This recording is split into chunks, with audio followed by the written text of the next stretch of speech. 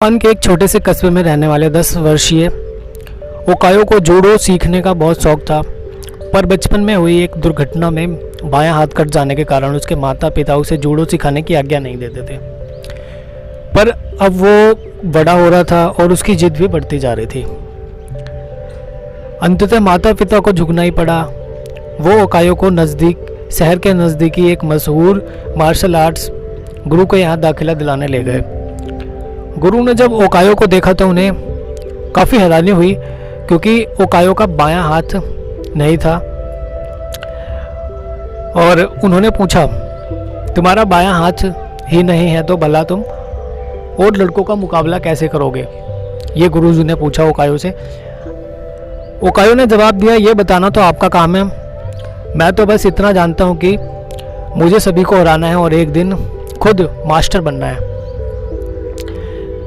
गुरु उसकी सीखने की प्रबल शक्ति से काफ़ी प्रभावित हुए और बोले, ठीक है, मैं तुम्हें सिखाऊंगा, लेकिन एक शर्त है, तुम मेरे हर एक निर्देश का पालन करोगे और उसमें पूरा विश्वास रखोगे। ओकायो ने सहमति में गुरु के समक्ष अपना सिर झुका दिया। गुरु ने एक साथ लगभग 50 छात्रों को जूडो सिखाना शुरू किया। ओकायो भी अन्य लड़कों की तरह जूडो सीख रहा था, पर कुछ दिनों बाद उसने ध्यान दिया कि गुरुजी अन्य लड़कों को अलग अलग दाव पेच सिखा रहे हैं, लेकिन वह अभी भी उसी एक किक का अभ्यास कर रहा है जो उसने काफ़ी पहले उसे गुरुजी ने बताई थी। और गुरुजी उसे लगातार उसी किक का अभ्यास करने की सलाह दे रहे थे। उससे रहा नहीं गया और उसने गुरुजी से पूछा, गुरुजी आप दूसरे लड़कों को तो नई नई चीज़ें सिखा रहे हैं, पर मैं अभी भी बस एक वही पुरानी किक मारने का अभ्यास कर रहा हूँ। क्या मुझे कुछ नई चीज़ें नहीं सीखनी चाहिए? गुरुजी बोले, ओकायो बस तुम्हें इसी एक किक पर महारत हासिल करनी है। और वो इतना बोलकर आगे बढ़ गए।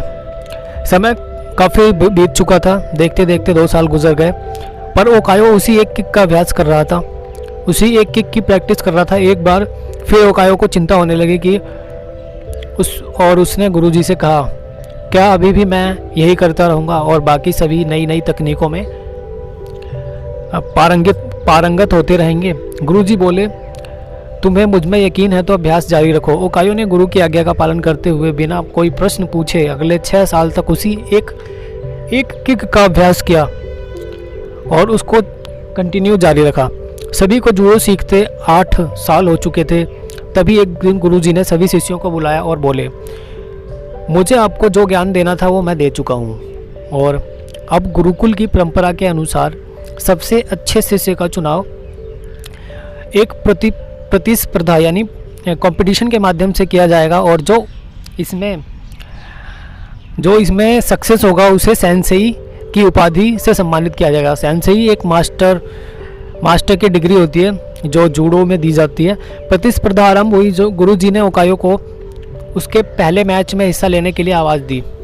ओकायो ने लड़ना शुरू किया और खुद को आश्चर्यचकित करते हुए अपने पहले 2 मैच बड़ी आसानी से जीत लिए। तीसरा मैच थोड़ा कठिन था, लेकिन कुछ संघर्ष के बाद विरोधी ने कुछ ही क्षणों पर अपना ध्यान ओकायो से हटा दिया। ओकायो को तो मानो इसी मौके का इंतजार था और उसने अपनी अचूक किक विरोधी के ऊपर जमा दी और मैच अपने नाम कर लिया।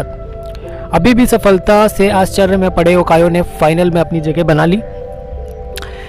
इस बार विरोधी कहीं और अधिक ताकतवर, अनुभवी और विशाल था। देखकर ऐसा लगता था कि ओकायो उसके सामने कुछ ही मिनट में ढेर हो जाएगा।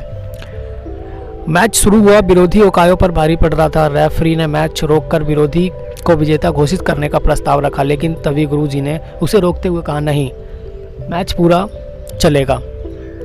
मैच फिर से शुरू हुआ। विरोधी अति आत्मविश्वास से भरा हुआ था और ओकायो को कम आंक रहा था, और इसी दंभ में उसने अपनी एक गलती कर दी। उसने अपना गार्ड छोड़ दिया। ओकायो ने इसी का फ़ायदा उठाते हुए 8 साल तक जिस किक की प्रैक्टिस की थी उसी किक का इस्तेमाल करते हुए पूरी सटीकता से विरोधी के ऊपर उस किक को जड़ दिया, उसे ज़मीन पर धराशायी कर दिया।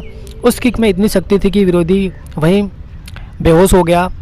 ओकायो को विजेता घोषित कर दिया गया। मैच जीतने के बाद ओकायो ने गुरु से पूछा, सेंसेई भला मैंने यह प्रतियोगिता सिर्फ एक मूव से कैसे जीत ली। ये बात ओकायो को बिल्कुल भी समझ में नहीं आ रही थी। गुरुजी ने बोला तुम दो तरीके से इस प्रतियोगिता को तुम 2 वजहों से जीते। गुरुजी ने उत्तर दिया, पहला तुमने जूडो की एक कठिन किक पर अपनी मास्टरी हासिल कर ली। शायद ही दुनिया में कोई ऐसा व्यक्ति होगा जो तुमसे इस किक में तुम्हें परास्त कर पाए। और दूसरा कि इस किक से बचने का एक ही उपाय है कि वह विरोधी के बाएं हाथ को पकड़कर उसे ज़मीन पर गिरा दे।